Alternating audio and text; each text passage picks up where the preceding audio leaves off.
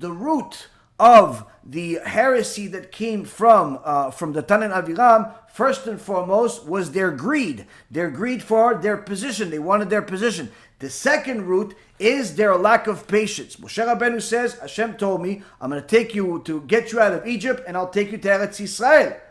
I'm going to take you to Eretz Yisrael. I'm going to take you to the land of milk and honey. They're saying, yeah, but you didn't get there yet. Yes, but it's not in my hands.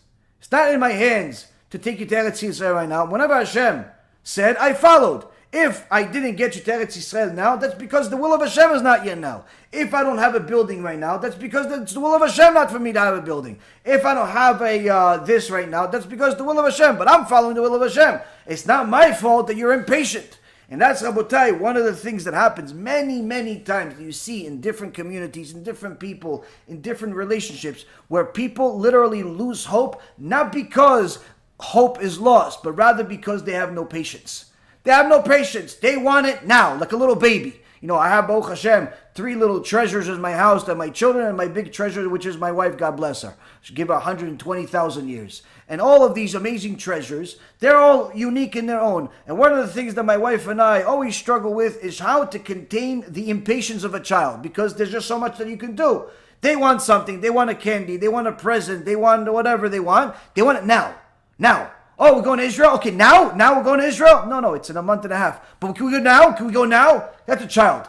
Now, if it's with a cute kid that makes you happy and you can pick him up and play with him, fine. Oh, you contain yourself, you deal with it, you figure out a way to deal with it. What ends up happening is that it's not just with the 5-year-old, it's not just with the 7-year-old, it's not just with a 3-year-old. You know what it is? It's with adults. It's with 20-year-olds and 25-year-olds and 15-year-olds and 45-year-olds and 50-year-olds and all types of people. They don't have the same patience, just like the little 5-year-old, and they don't have an excuse. Just so you know, that lack of patience is only a stone throw away from being like the Datan and Aviram. Stone throw away. Why? Because when a person is not patient, they cannot get to anywhere in life. They can't get to anywhere in life because they're already going to lose all of their steam along the way. If they're working in a business, but they want to get a certain promotion, they want it now. Boss says, okay, I understand you want your promotion now. You don't deserve it now.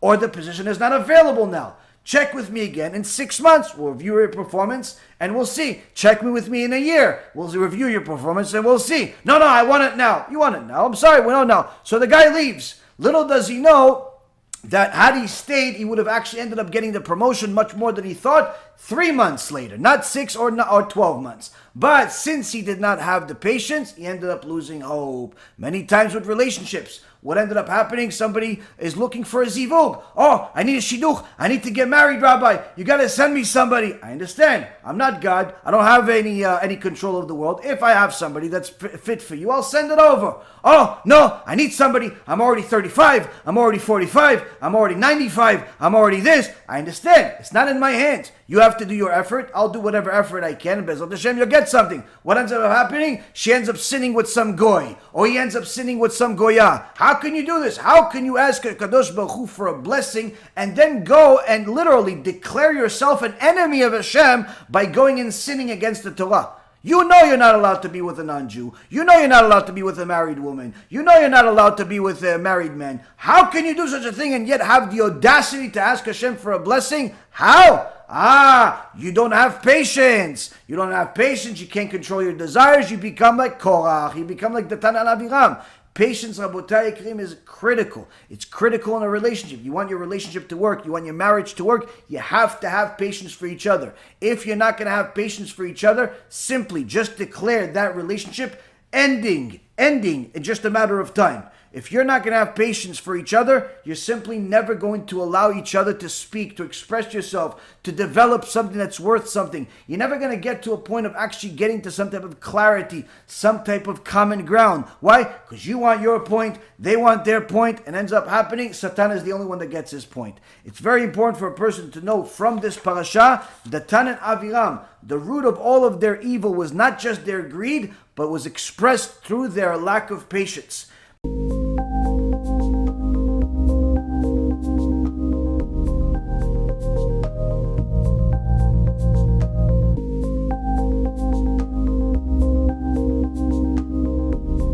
Let me know what you think and make sure to share it because other people need to learn too.